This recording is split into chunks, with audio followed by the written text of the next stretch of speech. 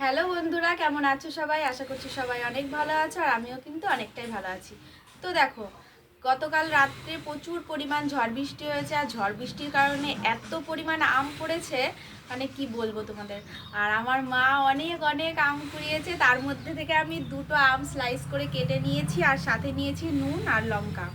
তো দেখো আমি এখন এইটাই আমি মা সবাই মিলে খাবো। মা তুমি একটা নাও এখান থেকে, আর আমিও কিন্তু একটা নিয়ে নিলাম, ঠিক আছে?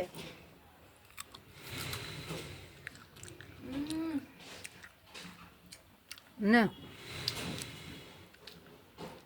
তো তোমরা কারা এরকম কাঁচা আম আর এরকম লবণ দিয়ে খেতে ভালোবাসো অবশ্যই কিন্তু কমেন্টে জানাবে। আর সময়ের অভাবে আমটা মাখাতে পারলাম না ঠিক আছে?